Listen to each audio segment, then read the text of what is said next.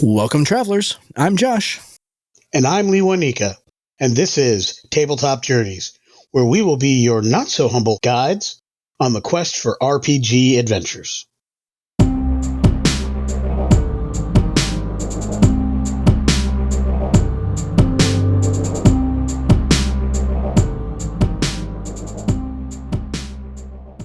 All right, everybody, welcome to this week's episode. Very happy to be sitting across the microphone from my dear friend, Lewanika. How are you doing tonight, sir? I'm doing wonderfully. I am getting ready. I'm excited. I finished my day job for the week. Mm-hmm. Tomorrow morning, I get up, I start packing for a catacon.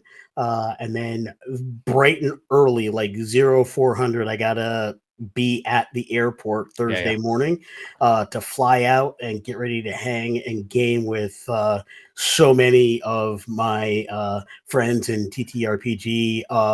Distant family. So I am really excited about this week, and I've Yeah. got my adventures ready to go. I'm so I, it's good. I will be living vicariously through you for the next few days. I do not get to go to a catacon this year for various retail related reasons. So that is my lot in life for right now. But make sure you tell everybody that I say hi, and hope you have a really good time. We should try to go ahead and see if there's some point when we could like check in while you're there, like maybe like on like Saturday night or something like that. Yeah, See if we can grab some time and go ahead and talk, because I think that would be cool to go ahead and talk about like what's going on at the con, like what you're seeing. That's fun, everything like that. Yeah. yeah. I'm planning on doing some spot kind of. I mean, nothing terribly formal. I will Sure. be recording some snippets during the day, things Yep. I see, people I talk with, shout outs and things like that during each of the days. But I definitely think a check in sometime Saturday would Yeah. be wonderful. Yeah. Maybe either right before or right after karaoke would be cool. Yeah, because that's right, karaoke Saturday night. So yeah, we'll have to go ahead and see if we can make that happen. That sounds like Yeah, a good but time. So but word on the street. I mean, the town crier Hmm. was shouting out that Josh Yeah. did some gaming stuff for in person gaming today as well. I did. So I mean, so I've got a whole thing coming up actually. Not just yeah, I have a whole thing, a whole Dr. Homer that I'm going to be recording after we're done here, about what I'm about to go ahead and do for my players tomorrow. So that'll be fun. But for one, I've got two new players coming tomorrow night. My table had dropped from 5 to 4, so I've got two new players coming in. Love the concepts that they've got. Two people that I'd never met before either, which is a lot of fun. One who has never played before, and her partner who has played some, but kind of like limited experience, kind of like pretty specifically in the D&D 5 sphere. So it'll be exciting to go ahead and kind of bring them to my version of gaming. They seem really cool. They seem really down to experiment with some things, which is kind of the types of games that I love to do. But what I'm also really excited about for Thursday night's game is that this city that they've been working in, they've been in now for what, 4 or 5 sessions, something like that. They're going to be exploring the wilds out beyond it. And to coin a phrase, I have some wackadoodle bullshit that I'm going to be throwing at them. So that's going to be an awful lot of fun. I know you and I talked a little bit about some of it. Yeah. I definitely took some of your ideas and went, but what if it was weird? So I've got some good stuff. I've got some good stuff coming out. So some things that they're not expecting. I'm not expecting. Who knew? Like that's but one of the really cool things, and this is the thing I'm going to be talking about in my Dr. Homebrew, is how I'm going to be running that exploration pillar. Because and I don't want to get too far into this, but well, since you got me on topic, so I am. You know how much I love as a DM not being totally in control of the of all the buttons and levers, right? I like leaving some of it up to chance. I like the discovery of the game through the table and kind of rolling with it. The other side of that is that I'm also a big I'm a big gadget guy. Like I like gadgets, right, when it comes to my gaming. So I picked up a copy, and I actually have it right here next to me. My friendly local game store was basically dumping all their copies of the modules for the Dragonfire card game that Wizards of the Coast put out with D&D 5, because they basically the core set has been discontinued and all that, so they're like dumping all their resource material for it. And I picked some up because they are the cards, and this is something that you and I have talked about before. The cards serve as a really interesting way to run, I think, the exploration pillar, because you can basically shuffle them up, and I have some kind of auxiliary rules about how those cards will come into play while they are exploring the wilds and some of the things that can happen. So you'll have Nice. to go ahead and check out Dr. Homebrew. Actually, if you're by the point you're listening to this episode, that Dr. Homebrew came out like 2 weeks ago. So so go back there and go check out the one where I'm talking about Dragonfire and the exploration pillar, because I think that's going to be really, really cool. But I'll know on Thursday night if it's cool or not. If it's awful, maybe I'll Excellent. just delete the video that like it never happened. But we'll see. So And if the gods of editing are really good, at the end of this video, that will be posted either up there, down yeah, there, I can see or maybe a card like right there in somewhere the middle of the around there. screen. Yeah, exactly. Yeah, Yeah. something like So that. yeah, Yeah, that sounds really exciting. I actually have been doing some digging onto the exploration pillar, but that's for another episode. yep, yep. Uh, let's get on with tonight's Yeah. shindig. Well, and so I think that while ostensibly we were talking about something totally different, I think that it kind of plays into what we're going to be talking about tonight. Because as I said, I am sort of a gadgety guy when it comes to running my tabletop role playing games. Right? I like things for one. I'm a stuff guy, and one of the things that may not really be known about kind of the podcast is that when we first started talking, one of the things that I wanted to talk to a lot were like interesting Kickstarters that I had gotten into where I got interesting things, not just like third party books, but also like stuff, interesting Kickstarters that I had found, or interesting. I used to subscribe to like Dungeon in a Box. And so like there was interesting stuff that came in there. So I wanted kind of a venue to go ahead and talk about that stuff. Uh, and so now I'm still kind of that persuasion. But really what we're going to be talking about tonight specifically is kind of the difference between a theater of the mind game and a maps and minis game, and kind of when to use one or the other, because being a stuff guy, you've got to, that closet back there is full of terrain and figurines and all this sort of stuff, that I love to go ahead and trot out to the table. Exactly, you get your little figurine there. Yeah.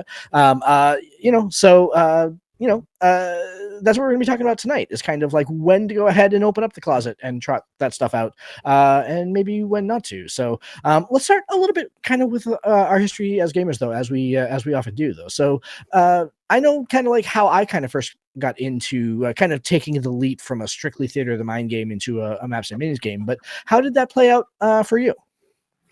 So maps was very much an early and frequent part of my gaming. Well, you're a huge Greyhawk Um, player, so that makes sense. Yeah. yeah, so with Greyhawk, we always had the big map, and because we gamed a lot of modules back then, first edition, and we basically had maps for everything. Yeah. What we didn't use was minis. We didn't use icons, but we always had the map, or we had the person.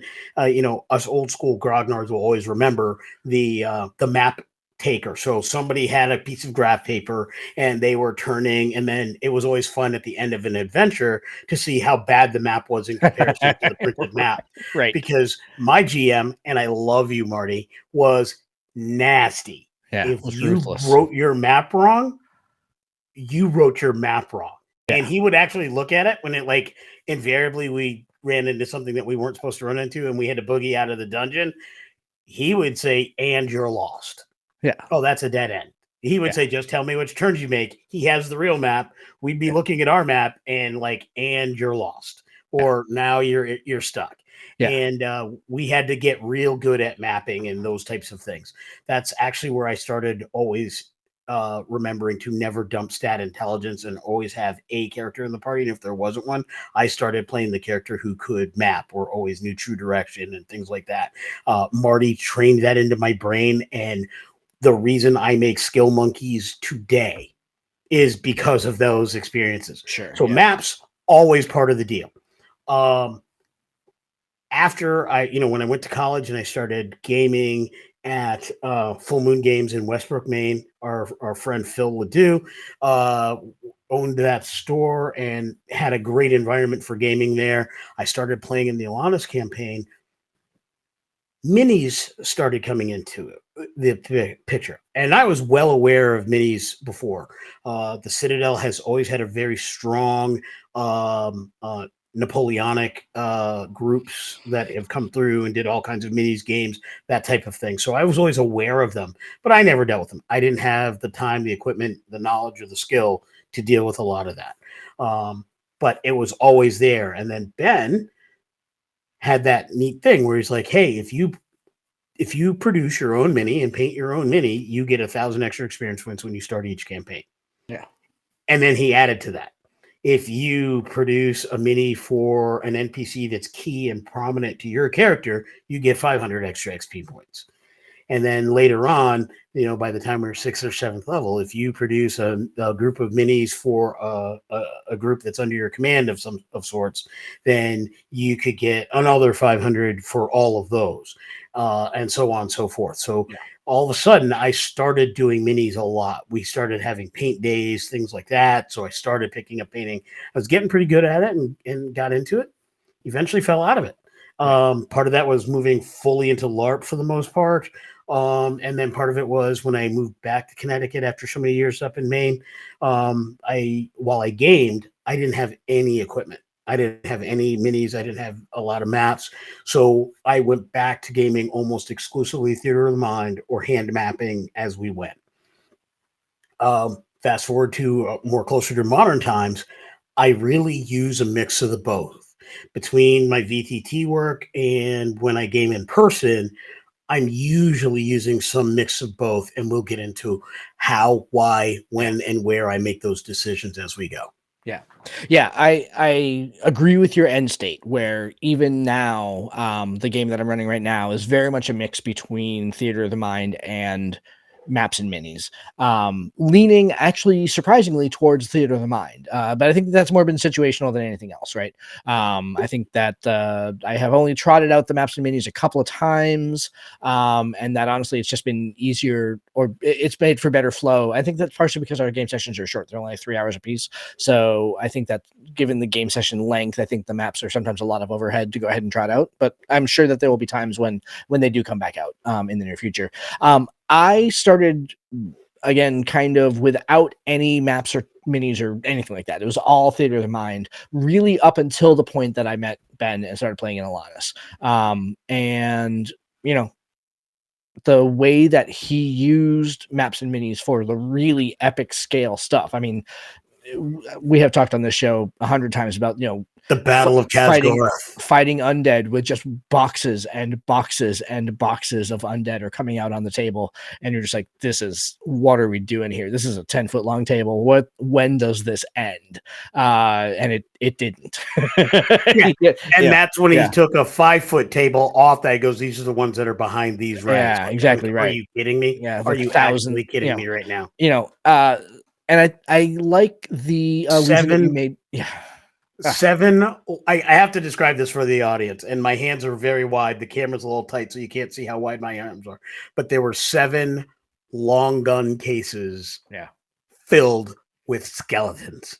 yeah, Just the skeletons. yeah, yeah, 7 long gun cases filled with 28 millimeter skeletons. yeah, yeah, I need you yeah, to visualize that on an 8-foot table.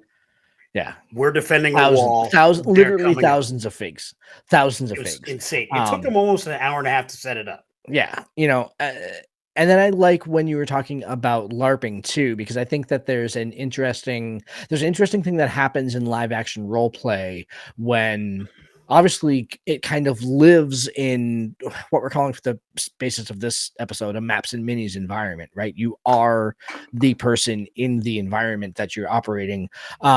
And the interesting things that happen when you have to go ahead and step outside of that. And I think that when we were talking Mhm. pre-show, we were talking a really interesting case about that. So, but yeah, so my experience with maps and minis has largely been in my own games where I was making them map heavy, right?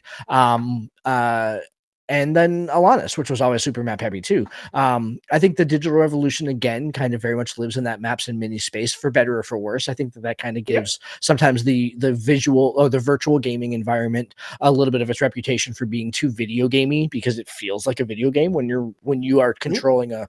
controlling a figurine on a map. I think that I can think back to a campaign that I played in, around the pandemic time, that kind of died on the vine when it had to go from in person to virtual, because in virtual it didn't feel the same as it did at the table. It wasn't the experience that we were all looking for. So, you know, which is interesting. Yeah, Definitely, some of that is a topic for another discussion, but I yeah, think I will get into that because I there's a lot of conversations that are coming up 4 years after pandemic required it, and yeah. now that it's not required, there's a lot of good discussion. So we're gonna have to mark that down for a future episode. Yep. So, folks out there listening, if you've got thoughts and thoughts and comments, questions, or concerns about virtual gaming and versus in-person gaming, Yep. very similar and quite adjacent to this topic, let us know. We will Yeah. definitely bring that up in the future because Yeah. that is a show that we want to get to. Yeah. Um, yeah. So, I think a great way to frame the discussion, though, now that we're getting back on topic Yeah. Yeah. or Yeah. It's on the trying right to path, anyway. as Yeah. it were. Oh, gee. Yeah, he did that. King. I think You were one of talking the about ways we getting can back on do, topic. Yeah. yeah, exactly. And then I sidetracked myself with myself. You sure did. Yeah. So I think one of the ways we can kind of frame the discussion here for our audience and for ourselves is really to talk about some of the benefits of the two different types of gaming we're talking about, theater of the mind and maps and minis. Yep. Uh, because we both kind of started with that before we got into maps and minis, let's start with theater of the mind for no Okay. reason other than that. I think it is important to let the audience know my feelings is that neither is better or worse than each other. They are both different. They They're both both shine different. in Yeah. different ways. And it is to some extent a play style. There are some people for great reasons are not fond of one or the other, and that's perfectly okay. That's why you do session zeros. That's why you talk these things out so you can kind of fill the type of table you have with the type of people that will enjoy it the most, Yep. if that Yeah. makes any sense. Yeah. For But sure. one of the first things that I thought about when I was thinking about where theater of the mind really shines, and even if you're not doing it for your entire adventure or your entire campaign, but where it really shines are those low stakes conflict encounters. General, like if it's, hey, this is we're opening it up, we're first level characters and there's bandits on the road, you can do that in theater of the mind so much easier, so much quicker than setting up a bunch of maps, a bunch of minis, a bunch of dwarven forge or whatever, Hmm. because you can just do that. Even if you have a dungeon that you're going to set up, and I'll talk about some of the setup stuff later, but even if you wanted to do a big we're in the dungeon, that first room that is a pit trap, you don't need a map for a pit trap. That first room that is a gelatinous cube in a 10-foot hallway, you don't need a map for that. Hmm. You're walking down the hallway, the door behind you seals shut, and you notice that there's a big clear jello-y mass in front of you. Right. Right. Have at it. Right. Don't take the time in your game to draw this out, put all these things down. That is time better served for the drama. Yep. When you drop the mic on dun dun dun, Yep. that's when you just get into it. Yeah. Please roll initiative. Yep. Handle it. You don't need maps, minis for that type of stuff. And I think Theater of the Mind is perfect for those quick hit, middle of Yep. the adventure. If you're doing random encounters, you do not need maps and minis for anything that you are rolling on a random encounter table for. Yeah. So let me give you a fantastic example of when of a theater of the mind moment that I had at my last game session here with my in-person game. So the party had ostensibly done a heist mission, right, where they had to go into a house to steal a thing. They knew some things about the dude that lives there, because they had very cleverly found a way to scope out the inside of the house while he was there under false pretenses, right? So they knew some things, right? And they went through with the heist anyway. what wound up happening after they were found out, though, as they were fleeing, is that his pack of 6 trained mastiffs started chasing them through the streets of the town, uh, to get them, right? That's one thing that if I had to do that on maps and minis, it would have taken forever because, like, they were running for, they were ducking down alleyways. I had no idea which way they were gonna go, like, all that sort of thing, right?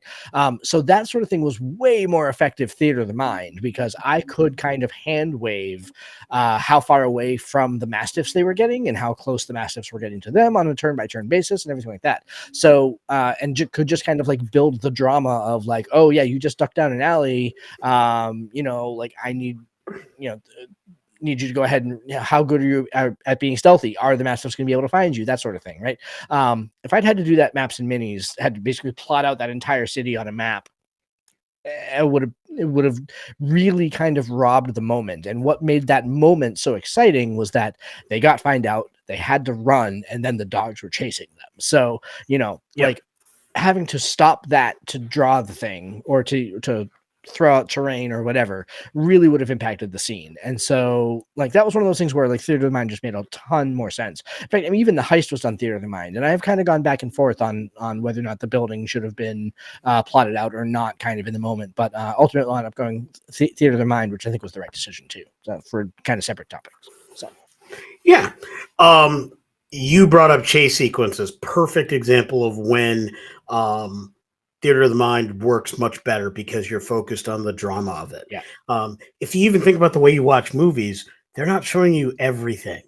They're doing quick cuts. yeah. And generally speaking, anytime you're talking about those quick cuts in a chase sequence or whatever, or anything that's video montagey, Yep. that's where you think theater of the mind is generally speaking going Step to in a play puddle, better knock over at the the apple table. cart, Yeah, the my yep, cabbages. knock You the know, old woman who's doing her laundry out of the way. Like, yeah, yeah, exactly. Like those yeah. kind of things. Running through the beauty salon. You look great. You Yeah. know, Totally. Yeah, yeah. You have to run through yeah, the kitchen, like that's, yeah. yeah, yeah.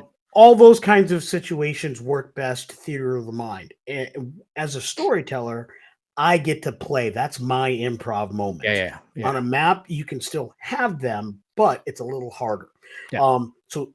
So I do think that that's a great point. The other thing that I had mentioned here as I look at my notes here uh, was specifically when the scene you're planning, and this leads to your point about the heist, and I had mentioned heists in general with this topic, if the scene you're planning has a strong potential for the players to social or explore their ways out of the conflict. Yep. So anytime time is precious. If Yeah. you're a GM, storyteller, DM, the amount of time you take prepping a map, whether it be on Roll20, which is excruciating for me, easier for others. Even if you're just downloading a map that you picked up from Chespaku or something and put it into D&D Beyond or onto any other VTT you may use, or Yep. some great maps that you might have that you drop into Foundry, whatever the case may be. None of those sponsors, by the way, hashtag call your boys TTJ. But we're happy to do business with y'all. But even if you have those kinds of things, the reality is that heist mission, anytime you take prepping a map or painting minis, or if it's specifically for this thing, or building terrain specifically for this thing, and the players could say, take a left instead of a right, up instead of down, zig instead of zag, or use that magic item you forgot you gave them 4 sessions ago and teleport in. Yeah, yeah. You've wasted valuable time and you will feel crappy as a storyteller. Yeah. If I've ever had the urge to railroad players, even though I talk all the time about giving players agency, Yep. if I have ever had the urge, it's because they ended around something I took a fair amount of my time to prep. Yeah. That's where you make your job as a storyteller harder. So, theater of the mind works really well, saves you a lot of heartache and consternation Yep. if it's something that they have a strong potential to end around, work around, Yeah. get away from, or avoid, or do differently. So I will tell you specifically, since since I alluded to it earlier, the specific reason why I did theater of the mind for this heist mission was everything that you were just talking about. For one, it would have taken a ton of time to set up. The house that they were going to was 2 stories and an attic. So it was basically 3 separate maps that would have had to be set up or at least laid out ahead of time so that I kind of had them all ready for like players to go scene by scene. I wasn't totally sure how they were going to get into the house. So I needed to worry about things like locked doors, furniture, secret doors. Like there were going to be a lot of options for how they could kind of navigate around here. And then it's like, well, if they're not in a specific area, like they don't know the layout of the house. So, you know, what do I reveal about the inside, or do I lay that down as they're going through? Like there was a lot of question about kind of like the mechanics of how to go ahead and physically make it happen at the table, as opposed to just doing a theater of the mind. The other thing was that because, and if any of my players are listening, stop listening for like 30 seconds. The other thing is that if I had laid the map out ahead of time with the walls and everything like that, and the players saw that, there were enough secret passages and things that were not obvious to them if they had been in the room that it would have ruined some of the surprise, right? Like if they'd known that going around that corner, the reason why that corner was the way that it was is because there was a secret closet in there that held something that they wanted. If you see that on the map, like, hey, what's that 10 by 10 room right there? I'm going to go ahead and see if I can find a secret door. I don't find a door to get into that room. How do I get in there? Kind of thing, you know? I Yep. think that ruins the surprise a little bit, right? It ruins some of the import of investigating in the room and like using your rogue skills to their best possible. Like you were talking about it earlier about being the skill monkey that, for Mario game and stuff like that. I think it ruins some of the magic for that character when those things are obvious to the players but not the characters, right? So, and that's ultimately why I decided to go ahead and do it. Is a tremendous amount of overhead, and I think it would have been less cool. Yeah, if you were to have maps for a given adventure, let's say this is a pre-printed adventure. They had maps of all of that, and you were able to reproduce those virtually. You could use the fog of war Yep, to totally. resolve that issue. So I have definitely done some maps in locations similar to what you're describing, or situations somewhat similar to that. Um, where I definitely used fog of war to my advantage to Sure. avoid some of those issues. If you're doing physical maps and minis, it's a lot harder to do that unless you have a really good setup. So when I go to my local store, I can throw down a map, put it under plexiglass. Yep. I can then take sheets of paper or whatever and cover any area I want. Meanwhile, I have my terrain and all the stuff for given rooms. But I do have to take the time to cut my pieces of paper for the individual Yeah. sections. Exactly. And so I can remove that section and put it there. And then I have to come up with a system to lock it down so somebody sneezing near the table doesn't blow that away Yep. while we're at it. So, I mean, like you said, it's a question of overhead. It's a question of ROI, return on investment. How much time am I going to put into doing the thing Yeah. versus how much fun are the players going to have? How much Yeah. fun am I going to have? Yeah. And in a heist scenario, what if they decide to go with the rogues cat burglar stuff and go up the outside wall? Now, all of Totally. that Yeah. prep is useless. And Is useless. Yeah. that's why I definitely lean towards Yep. theater of the mind for for those Yep. situations. And we're pretty much on the same page there. Yeah. Now, I will say that. So I was talking earlier about how the next session is going to be an exploration pillar adventure, session. It's going to be an exploration session, and there is definitely a way that I do exploration sessions. I have these fantastic like little magnetic hexes. They're like 1 by 1 hexes that represent different types of terrain and everything like that.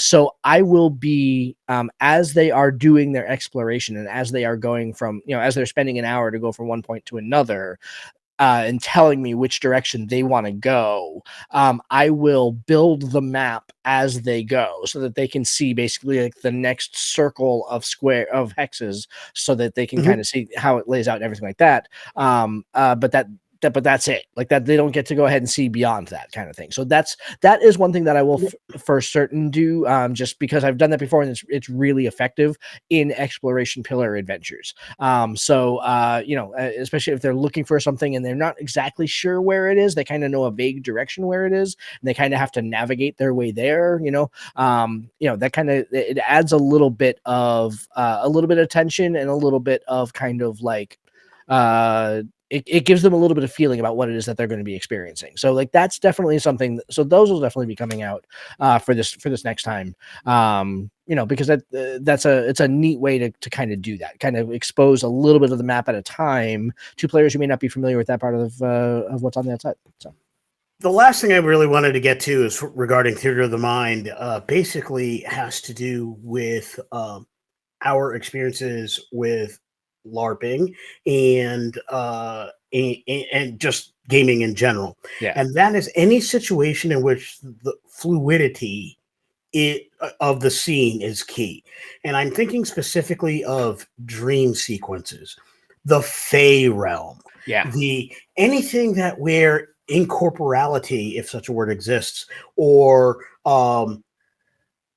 changes in the structure of things, anything where colors are fantastical, sights, sounds, yep, and smells are magical. Any of those things. If I'm basically going to be rolling into a Midsummer's Dream sequence, what I do not want is for uh, uh, a hard map which is solid and logical and in place, or minis or Dwarven Forge to mirror that.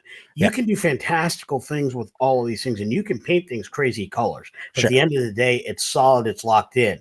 The fluidity and the weirdness of it, people can be, legend decor can be very divisive, but the sequences in the spirit realm, the way yep, creatures kind of did that almost Princess Mononoke um, spirit type thing, anime thing, where you see any spirit creature not have solid lines, like their lines are wispy and all that. yep, That is very hard to do with maps and minis. yeah, And I honestly, I think you will lose whatever cool factor you're trying for. The example I always think about is some of the umbral journeys we took yep, during the various werewolf LARPs we did. I looked specifically at the Legacies of Power game that I ran, where the pack from Boston had to go in the Umbra and seek out what actually happened with the big murders back in Boston and the new murders that have started up in the new town they were in. And the fact is that I was doing quick cuts and dream sequences and then giving various members of the pack memories, and then showing them where they were in the scene, and then saying, but now you're not in the spot where you were, you're watching yourself, now you're watching it from a different angle, and to give them all these mysterious clues. yep, All of that stuff works so much better theater of the mind. And it was very yeah, interesting because, as you said, a LARP, you are effectively a mini, hmm. and the building you're in or the space you're in is Is your the map, yeah, map, right? So when you are in that situation, to then say, and now this is what you see, one of the big keys I used to do is go to a space different than where everyone was, took them to a room that we didn't usually use, yep, shut the lights off. So we've got the street lights coming in. So it's just that. And then I start saying there's a mist, there's a fog, and as you're coming out of it, this is what you see. yep, And then it was basically a theater in the round. yep, And that's really what you want to go through. You had those soliloquies, somebody would step in, say something or whatever. yep, Storytellers would do those things. So even if you're just doing a TTRPG and not a live action LARP, that's the mentality I have when you're doing yeah, it. So you're going to all these different realms. You want to go to Planescape. I would find Planescape ridiculously difficult to sure, do maps and minis, because how do you do sigil maps and minis? yeah. I mean, Like how do you do that justice? yeah, Radiant Citadel, same thing. Uh, the different adventures, yes, you could probably do maps and minis, but the actual Radiant Citadel, how yeah, would you do that? yeah. Maps and I know. minis.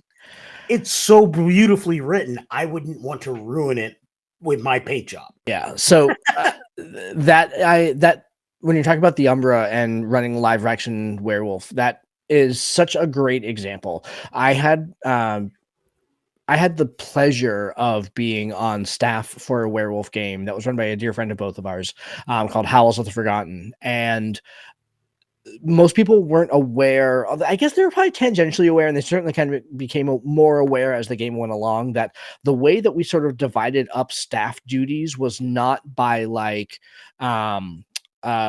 story idea, but was by by the influence on the guru. So for example, like we had one storyteller who was basically ran all of the Weaver stuff. We had one storyteller that ran all of the extreme wild stuff. The head storyteller ran all the worm stuff, because I mean that's kind of like, right. And I was responsible for the Umbra. And so anytime anybody needed to do anything in the Umbra, that was me. And Yeah.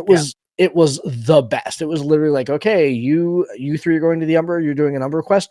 Come with me. We're going to a room, and it was all theater of the mind. I mean, every once in a while, like there would be moments where like we would kind of like stage some stuff that was happening, but that was really kind of the exception, not the rule. Yeah. And like there was a bunch. You want to talk about wackadoodle bullcrap that I was able to throw at people? Well, there's nothing quite like only running the Umbra for a 6 or 7 hour session to really kind of like mess with your own sense of reality as a storyteller. Like that was kind of the best. So yeah, All I can say is a pack of 6 guru yeah, on a school bus from Boston headed to Ithaca, New York. yeah. That's all I'm gonna say. Yep.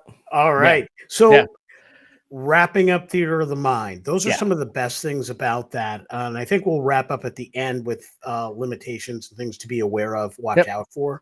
But let's jump into maps and minis. Sure. Talk to me about like one of the first things you think of Yeah. when maps and minis really shine for you. So obviously we talked earlier about kind of like the big epic battles, right? That Yeah. occur, and how important, or at least how valuable, maps and minis can be in that situation. But I really think that kind of applies to any sort of kind of pivotal chapter battle or Yep. combat that's going to come up. That I think that's really where maps and minis shine, even in the virtual sense, right?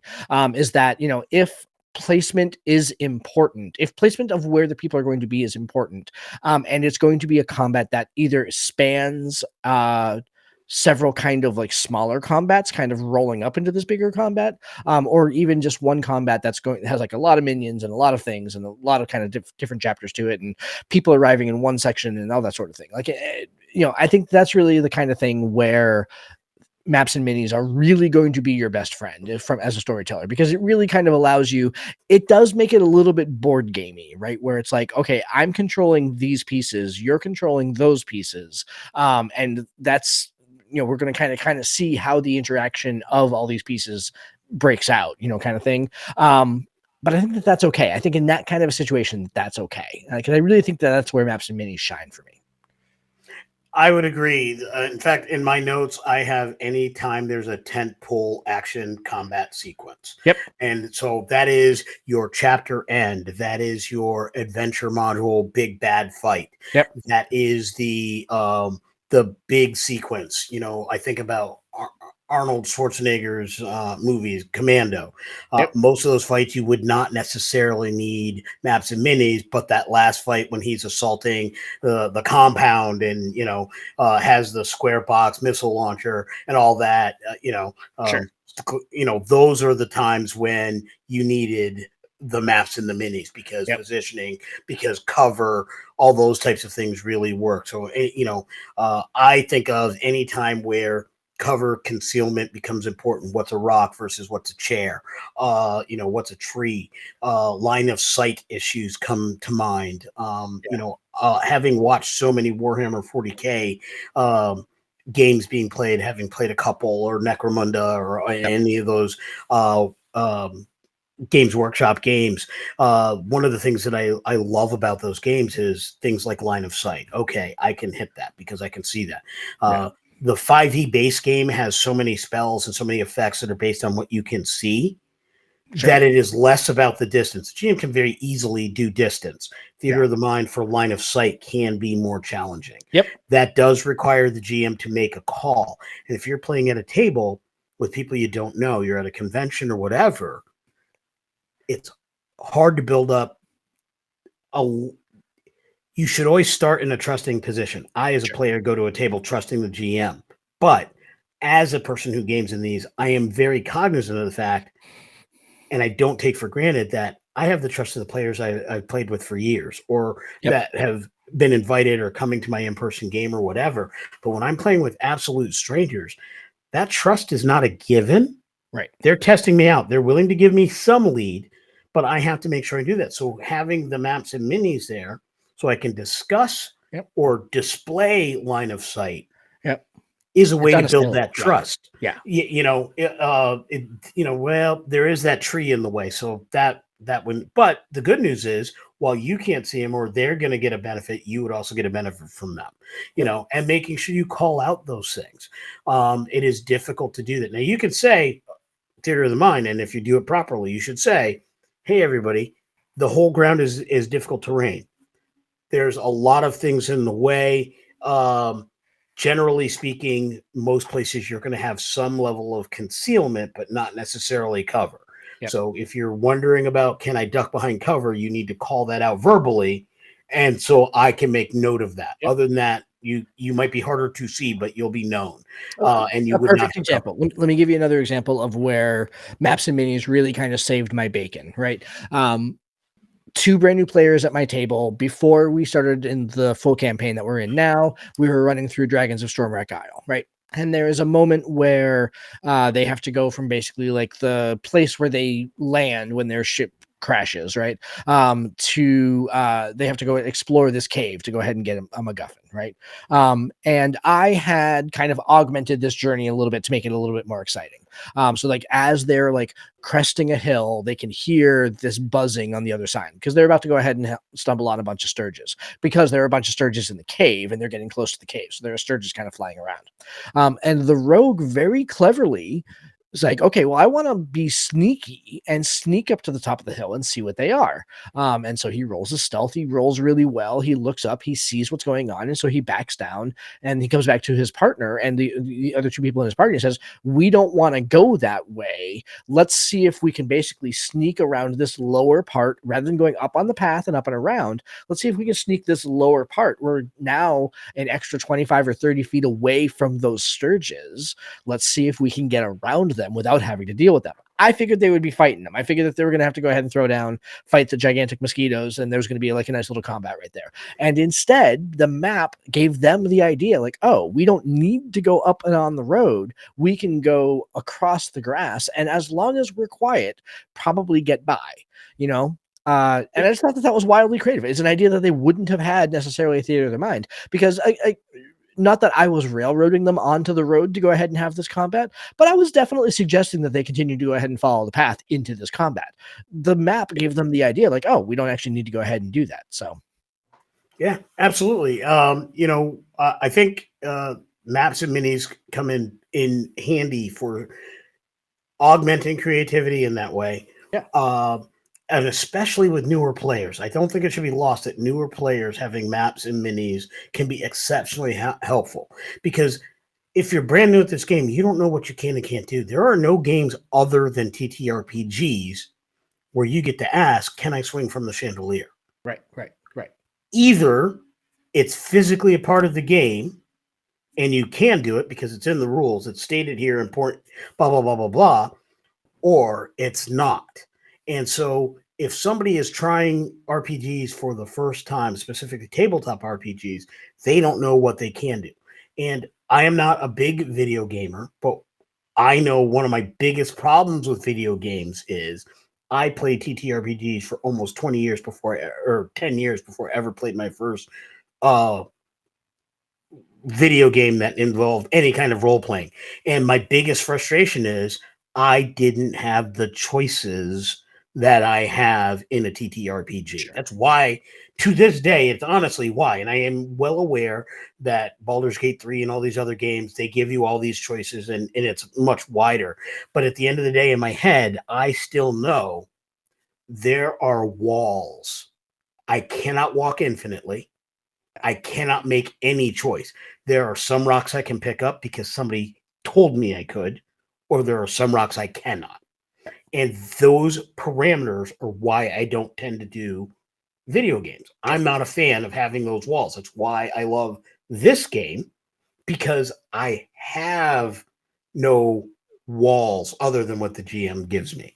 And I want to give that to my players. So it is important for newer players to realize it's not a walled garden, so to speak. So they can reach for the flower with thorns, or they can reach for the flower that's viney and climb over the wall or whatever. Yeah. And that's something that is important. Maps help that. Now, whether you're doing theater of the mind or maps, it's also important for storytellers to describe what they see. Yeah. Because especially if you're doing VTT, but even if you're doing um, actual full-on minis and terrain, those are reflections of what it is. So just because you've got these physical representations, that doesn't end the need to augment with theater of the mind techniques. You still need to describe that this is slick or wet. You still need to describe that this is rough and hewn, or you still need to describe that these vines are very plentiful, because there may only be 3 lines on that wall visually, but you need to describe there's thousands of vines crawling up there. Like it is a lattice work of vines, because not every map you find is going to be perfect for what you need. So you're going to have to do that and augment that. Sometimes you're going to add terrain. 2 things. I remember using a fold out map similar to one of these, a Pathfinder fold out map, and to having an inn, and it looked like there was all kinds of room until I took physical terrain and put tables where each of the tables were on the map. And then I put the bar where each of the one is. And then I put a person, because I said it was a full bar. There's 4 people at every table. I put actual minis in the squares around each of the tables. And people are like, this is crowded. And I'm like, yeah. So now let's get into it. Yeah. Now the town guard show up and people are like, I'm going to drop to the floor and crawl out the back. Yeah. And they could, because once you saw it all there, it made sense. So, but you still have to describe things. Yeah. Let me give another example of kind of the map versus not map kind of thing. When we were running the Patreon Arch Enemies campaign a couple of years ago, there was one of the scenes happened in this kind of very boggy Feywild plain, right? There were some the conquistador frog people, but the bullywugs, the bullywugs, and you had to befriend them and everything like that. And eventually you wound up at this island where the hag was, and blah blah blah, right? The only thing in that entire thing that had a map was the combat at the end. Everything else was theater of the mind, because there was all these weird mushrooms and these weird things that happened, and all these kind of weird things that were way easier to describe if I wasn't giving you a physical representation of it. And then once you got to the combat and position and placement mattered, then the map came out. So yeah, that's very much that's kind of what we're saying here. So absolutely. The other thing that dawned on me is when you're talking about different genres of games, we play lots of games, modern games, all kinds of different games, right? This is more of an issue for sci-fi games and modern games, but I remember this from when I was playing my Rifts game in Palladium. One of the players, my youngest son, Q, he had he had a Robotech pilot, right? So here he is in an alpha. And we have this big combat going on. There's all kinds of things. And he's like, I need to get from here to there. And Palladium, very crunchy system. Sure. We're playing in person at the local game store. So we've got a gigantic table. It is probably a good 8.5 feet wide by probably 10 feet long, right? And we've got the whole thing mapped, terrain for everywhere. And then the goal was for my son's character in his Valkyrie to get from one end to the other. And we're sitting there, and it became a bit of an issue because we're all talking about how fast he could go in the one segment. And then we realized there's no place on this board, and for that matter, there's no place in 4 boards put together that if he put the pedal to the metal, he couldn't get to in one segment. That's how fast a Valkyrie is in scale. With the 28 millimeter mini. Once we realized that, I saw the perfect representation of the limitation of maps and minis. Yeah. Speed kills with maps and minis. And I'm not even talking about a chase sequence. I'm Yeah. just talking he can be anywhere on the board. So what we had to say at that point is put yourself wherever you want on your turn. You're there and you have all your full action. Yeah. Like we had to, but it took a lot of time to do the math because this is such a huge table. He was the only character that could do that. There's one other character who could move fairly far, but we have this gigantic table. And if you got 1 inch squares, I can't even do the math of how many squares. But again, 1 inch squares, we're talking 8 by 10 table. That's a lot of 1 inch squares. A lot of squares. Yeah. And figuring out and that was a large game. So there's 8 people, player characters, how far they could go in their segments was atrocious. That's something to keep in mind when you're thinking, do I need to do this, Theater of the Mind, or Maps and Minis? That's where games like STA come really in handy because there is no specific distance. Close, near, far, done. Yep. That's it. Yep. That's it. Yeah. It nice and easy, and that it scales down to the per person up to the ships in space. Yep. Yeah, and I love that. I love that mechanic. We've done some stuff with maps in preservations, like the episode where they were in the Breen asteroid. There was a map for that. But I think that's really the only time we've ever done that because it worked for that situation. Because again, where they were and where things happened was important. Contained. The details were important, and it was contained. Exactly. They couldn't, but I think that's really the only time that I can think of. Maybe a couple of other times, but that's the one that really comes to mind. So I did use the players saw some maps during our pilot episode because I was using the opening starter box adventure, which had a basic idea of the maps, or I had the tiles, so I was able to show them. But that was less about mapping for the sake of mapping. That was more about giving them a quick visual. This is what you're thinking of. This is what you're looking at. So I actually I had the digital version of the tile in question. So I just shared that to give you an idea of what we're looking at. There are 3 levels to this. Level 1 is medium. Level 2, 3 is far, because you're all coming in at the ground floor. So that was just a fast way to do that in the recording, to throw them a visual. And that's one thing I will say, even if I'm doing a Theater of the Mind thing, I will often provide some kind of visual. I've shown it on the show before, some of the ships that I've been working on and painting, definitely on my vlog. Check that out if you can. But if I describe a ship, I will tend to show the cast or the players, even in a virtual environment, this is what it looks like, because it gives them some spatial awareness. Sure. So anything that I can use to shorthand that. So it might be show a mini just to give them the spatial awareness, put it away, and it doesn't even come out for the rest of the thing. At conventions, when I've done different adventures, I will usually have a sci-fi map. Again, it's more just for visual acuity. Totally. Yeah, no, I did the same thing. Like when I was at Con last year. I didn't even really use it. It's more like, oh yeah, this kind of looks like the base. This is what it looks like. Yeah, it just gave them something to engage with more than it was an active part of the adventure. So some good techniques to merge of Theater of the Mind and the maps and minis. Yep, agreed. All right, sir. Final thoughts? Oh yeah, final thoughts. Yeah, go ahead. Yeah. Oh, I was going to say, you take it away. What are your final thoughts about this discussion? Yeah. What are some of the things you think people should keep an eye out for if we missed it or didn't quite capture that so far today? Well, I'm not sure how to go ahead and tell people how to go ahead and describe what we missed because we missed it. Ooh. Well, so what I was going to say, I mean, that's fine. So I do have some final thoughts, though, because again, like all pieces of advice or all kind of topics that we talk about in this neighborhood, right? The real secret is do what's right for your game at the moment, right? Like that's kind of what it all comes down to.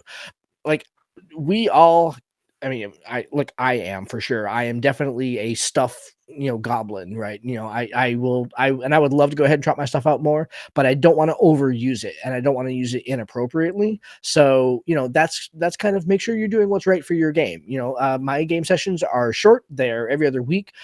you know, it really hasn't been the right time to go ahead and try out a lot of maps and minis, but I do kind of continue to look for reasons to go ahead and bring them that make sense at the table. I'm not just doing it just to go ahead and make myself feel good. I really want to make sure and do it at a point that is good for the table. And that should be kind of the driving force behind any of these decisions. So Absolutely. I would list that under know your table, know yes. what's fun for your players, know what's fun for you, and use Yep. it under those circumstances, Exactly. whichever Yep. direction you go. The other thing thought about is know your resources, Yep. right? If you are really good at descriptions, if you're very verbose, then do more theater of the mind, or at the very least, augment more. If you're good at Yeah. descriptions and bringing people into your mind and your thought process, do that. That's probably why people are at your table anyway. So do that. Yeah. And if you're not, don't hesitate to lean on maps, minis. Even if you don't have all the things, talk to your other players. Talk to your local game stores. What do they have that you can utilize? I'm blessed with having a local game store that has all kinds of terrain, all kinds of space specifically dedicated. So even if you only have 5 or 6 minis of your own, they've got tons of stuff available for you to use when you run a game at their shop. So it works really well to ask questions, get on forums, talk to folks, see Dr. Homebrew so he can tell you how to build a wall effectively and low cost, whatever. You know, you know, think about doing things like Hero Forge is great if you want to build a lot of unique characters, but at the same time, they're expensive if you get a full one or a painted one, but the skinny minis are not that bad. Yeah. So like I can turn around and build something really unique that's exclusive to just me on Hero Forge and grab a skinny mini to go with it. I Yep. think that's pretty awesome. I too have subscribed to Dungeon in a Box so I can get these types of things like that. But I also am learning to get back in and love painting. So I am doing a lot of all of these techniques Yeah. because there are some games where one is going to work better than others. Yep. And I'm happy to use them for both. So Yep. know your table, know your resources, get out there, throw some dice, and have some fun. That's really what Exactly. it comes down to. So, all right, let's wrap up tonight's episode. So, that's our discussion on maps versus theater of the mind and kind of when to go ahead and use them.